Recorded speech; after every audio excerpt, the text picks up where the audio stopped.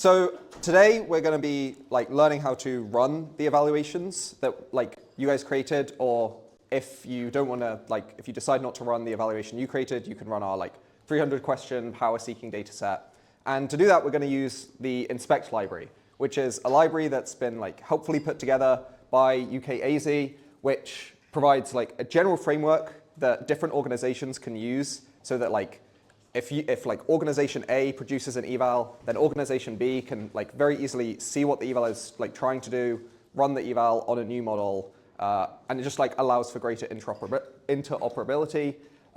It also makes storing logging information much easier. Before inspect existed, you had to create log files yourself, have some infrastructure to do this. This was really annoying, so inspect handles that for us.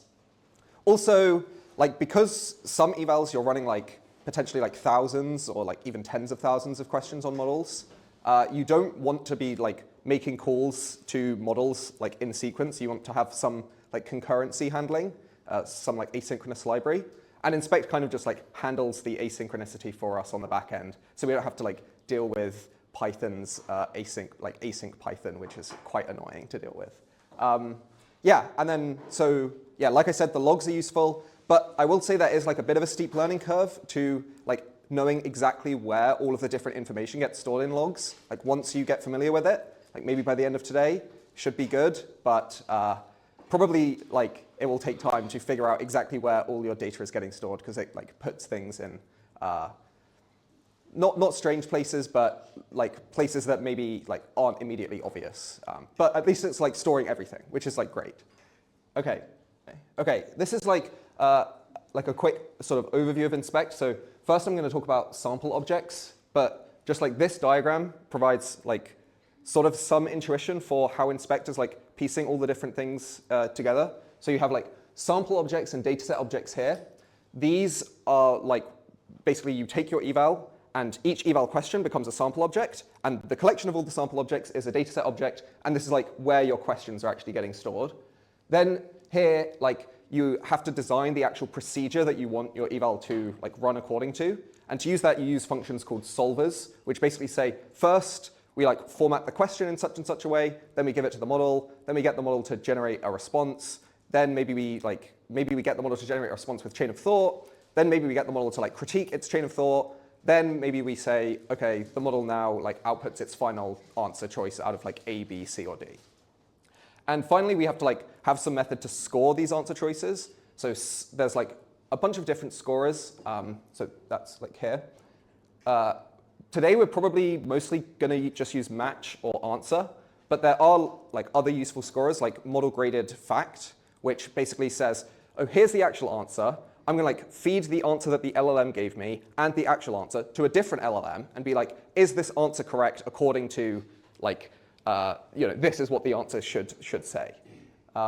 Then these all go together into a task object. This basically stores all the information relevant for running your eval. You run your eval, and then you get a log object at the end. Okay, but first we're going to talk about sample objects and datasets. Basically, there's not too much to say here.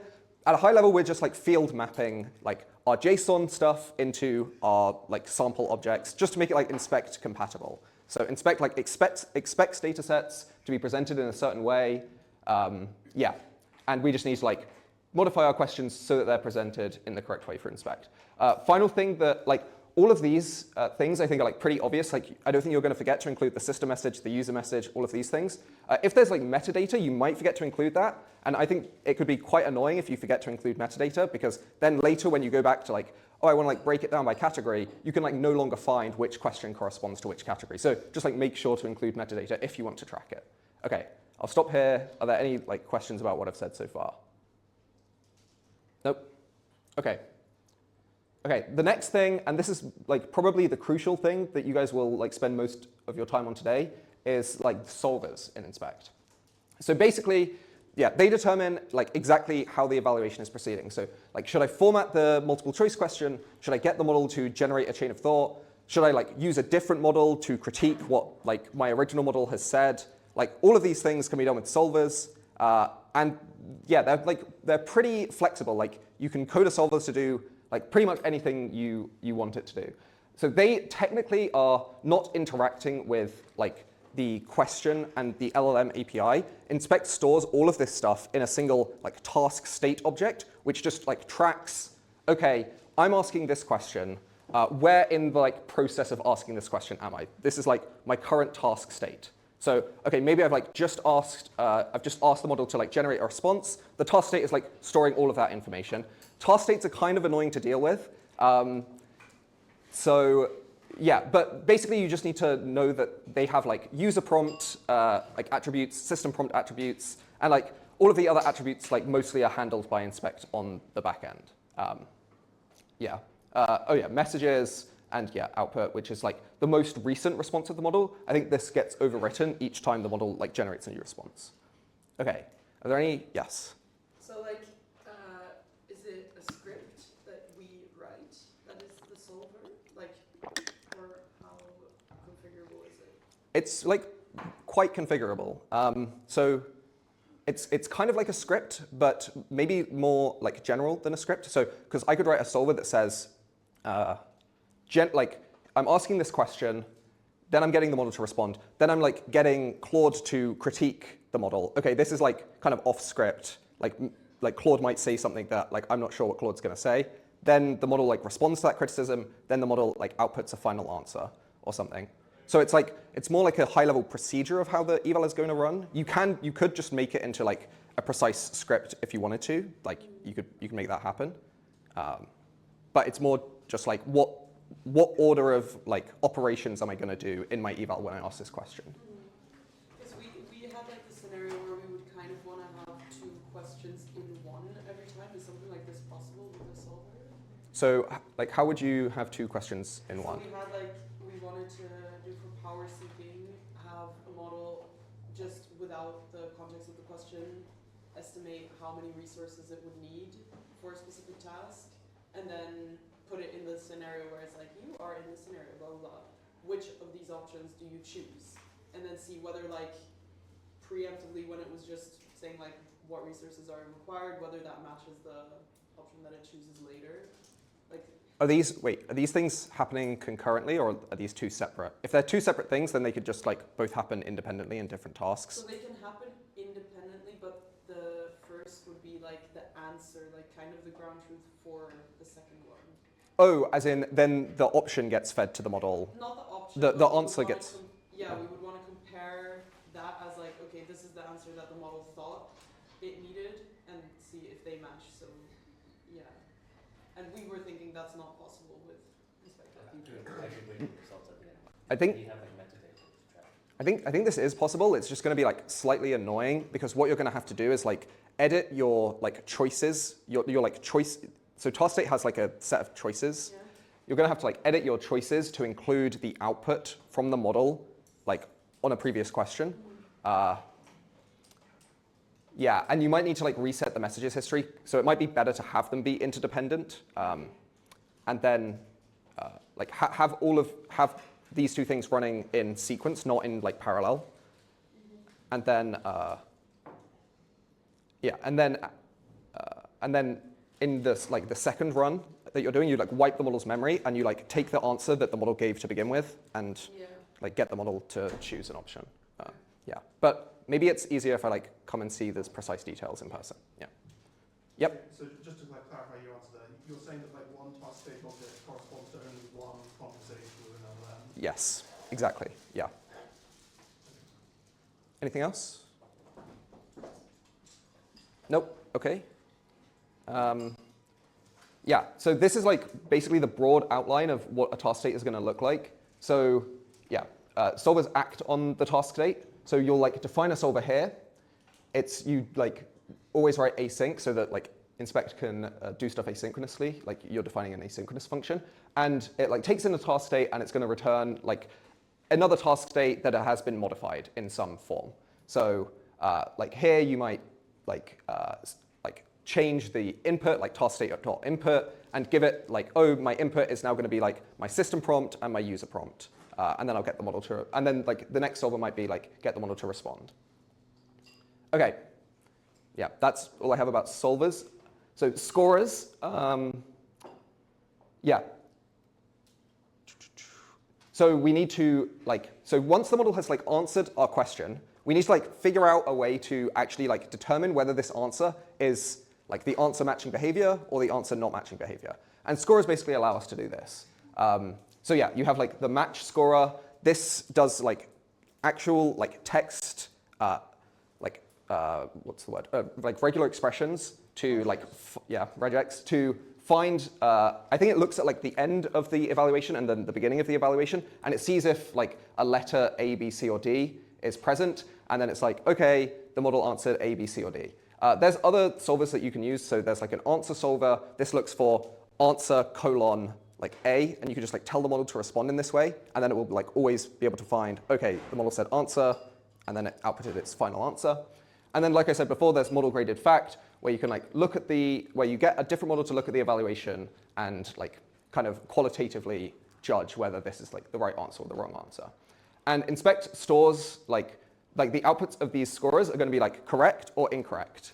There are other options, if we're kind of in between, there is a maybe option. I don't forget exactly what it's called. I think it might be P or something. Maybe someone knows. Partial. Yeah, I think. I could be wrong. But there is an in-between option, and you could create your own options if these aren't gonna work. But for almost every eval, correct and incorrect works pretty well. Okay. Are there any questions about how we're gonna score the model's output? Yes. What if you wanted a numerical score between 1 and 10? Yep. You could do this. You just have to write it yourself. But we could do this. Yeah.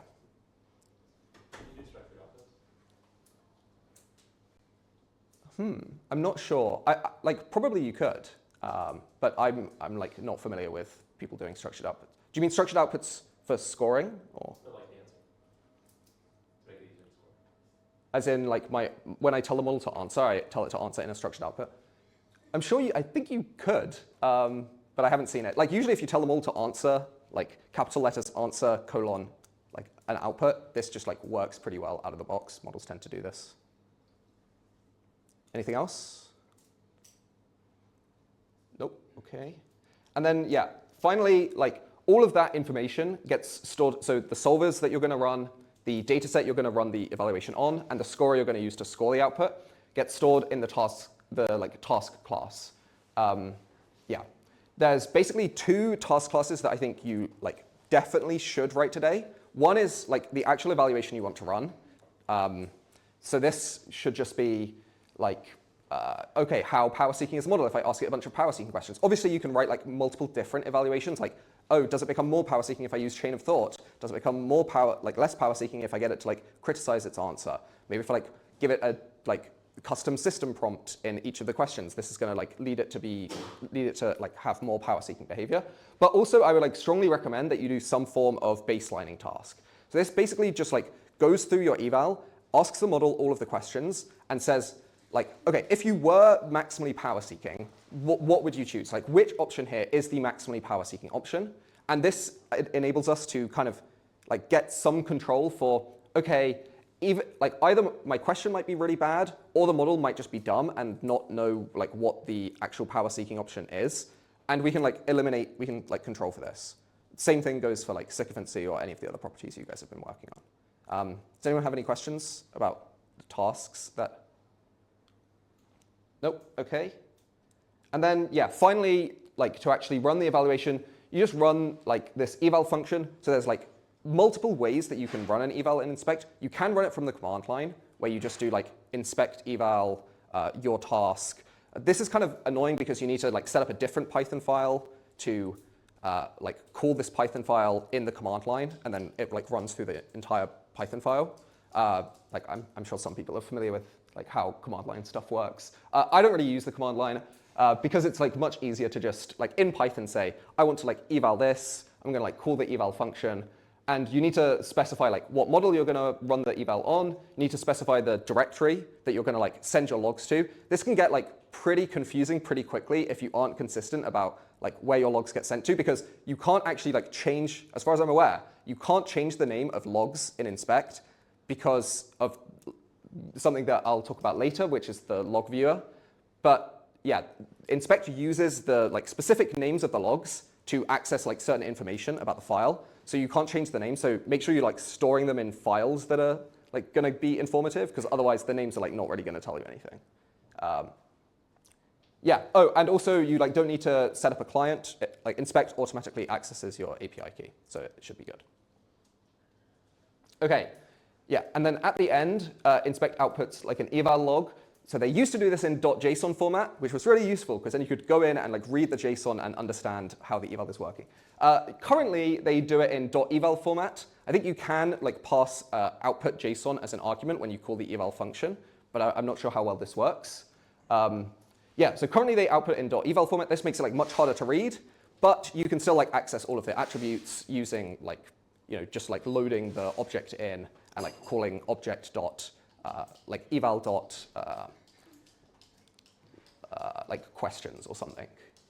Yeah, so you can read it in using this read eval log function. There's loads and loads of properties in these evals, and specifically, like if you print the like every single object of the eval, it will probably like really slow your computer down because there's like a huge amount of information that gets stored every time you run an eval, even on like 100 questions. Yeah, so I would like be careful about printing everything. Like try and index into stuff that's, so especially if you like do eval log.samples, don't like iterate through samples and print all of the samples. Just like index into the samples because each sample contains a question and all of the information about that question. All of that information is like a lot of information. So yeah, okay. Any questions? Yes. So assuming we have like 300 questions and now we feed the first question, and then does this wipe the memory and reset the model to like a new conversation for the second question, or will it like just feed the second question after? It will wipe the memory. Okay. Yeah. And then each conversation will just have one question, the answer, and then that conversation is over. Yeah, modulo like exactly what, like how you decide to set up your eval. So you could have like chain of thought, you could have like, yeah, other things going on. Yeah. Anything else?